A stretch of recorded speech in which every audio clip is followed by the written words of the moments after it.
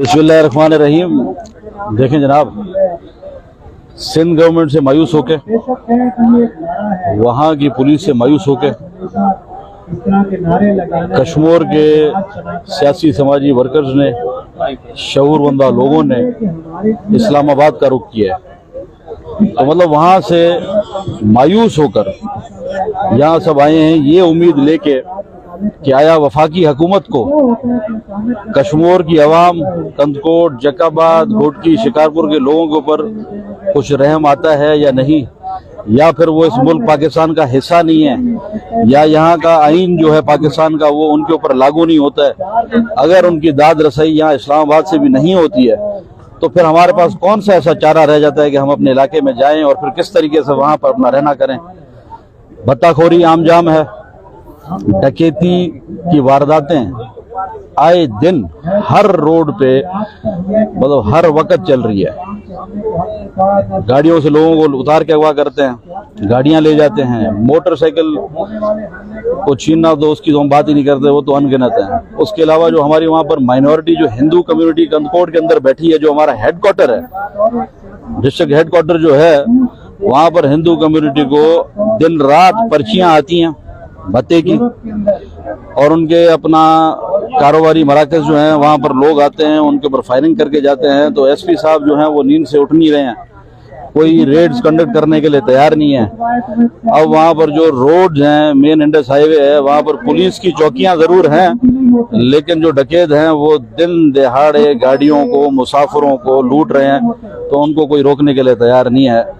Sindh government जो है वो कहने के लिए तो कहती है कि जो सूरत हाल हम लोग डेली बेहतर कर रहे हैं। होम मिनिस्टर साहब कहते हैं कि हम लोगों ने जो ऐसे अपना स्टेप्स उठाए हैं, अच्छे एसपीज भेज रहे हैं, ये कर रहे हैं, वो कर रहे हैं, लेकिन ये महज सिर्फ बातें हैं, करने के लिए है, लेकिन कोई अमली काम वहां पर नहीं हो रहा है। और ना किसी गरीब को इस वक्त वहां पर कोई ऐसा कहते हैं ना, मतलब कोई माहौल ही उनके लिए अच्छा नहीं है। दिन को 2 बजे 3 बजे के बाद रास्ते हमारे पास ऐसे हैं कि जैसे वीराना है। हमें तो ये लगता है कि हम सिंध के किसी जिले में नहीं, या वाना या वजीरिस्तान में रह रहे हैं, और वहां पर हम लोग का जो है डेली जो है वो गरीब लोगों का जो जीना है वो अजरन हुआ है। तो इस वक्त वफाकी हुकूमत से ये इल्तिजा है, ये गुजारिश है कि ये जो लोग यहाँ बैठे हुए हैं इनकी आवाज को सुना जाए, हमारी आवाज को सुना जाए, और कोई एक ऑपरेशन वहां पर कंडक्ट करवाया जाए। सीरियस अपना ये एक इशू है, आए दिन लोग वहां पर मर रहे हैं, तो खुदारा इनके ऊपर रहम खाएं। कश्मीर वाले, कंदकोट वाले, जकाबाद, घोटकी वाले, ये भी इंसान हैं, ये भी पाकिस्तान का एक हिस्सा है, और ये भी जो है अपना एक पाकिस्तान के जो है वो एक शरीफ शहरी हैं, और उनका एक ड्यू राइट है। कम से कम उनको जो है हम लोग अगर तालीमी मराकज नहीं दे सकते, सेहत के जो है अच्छे जो है अपना हॉस्पिटल दे सकते हैं, कम से कम उनको जो है लॉ एंड ऑर्डर की सिचुएशन तो हम लोग अच्छी दें कि वो अपनी चादर और चार दीवारी के अंदर इज्जत के साथ महफूज तो रह सकें। हमारी यही अपना इस वक्त एक डिमांड है कि प्लीज खुदारा अब बहुत हो गया, अब हम चुप भी नहीं रहेंगे। अगर हम इस्लामाबाद तक आए हैं तो लाजमी ये उम्मीद रख के आए हैं कि इंशाल्लाह हमारी आवाज सुनी जाएगी। शादिल साहब, आप अपोजिशन के रहनुमा हैं, आप बकौल उनके उन्होंने आपको हराया है, वो जीत गए हैं और वो अवाम के नुमाइंदे हैं। अवाम के नुमाइंदे 4 दिन से थोड़े फासले पर यहाँ पर मौजूद है, वो यहाँ आने के लिए तैयार नहीं है। उनकी इस बेहसी को आप किस तरह देखते हैं? देखिए जी, अब वो जिस तरीके से आए हैं वो तो दुनिया को पता है कि कौन फॉर्म 45 वाला है, कौन 47 वाला है।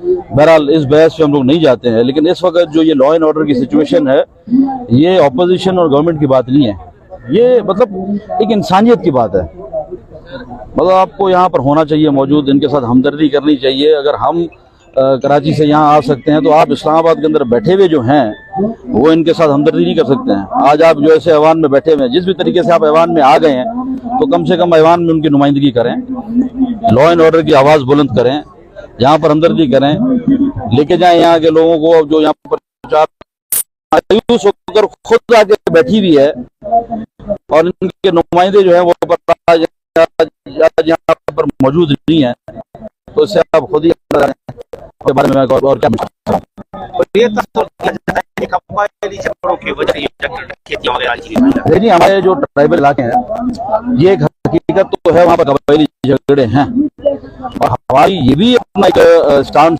है कि कबायली झगड़े खत्म करवाने। हमारी पार्टी ने 30 तारीख को सखर में एक जगह कंडक्ट किया, इस अमन की सूरत हाल को बेहतर करें और जो कबायली झगड़े चल रहे हैं उनको खत्म करें। हाँ, कबायली झगड़ों की भी आड़ में ये चीजें हो रही हैं, लेकिन अब तो वो कच्चे वाला अनासर तो रही नहीं है ना।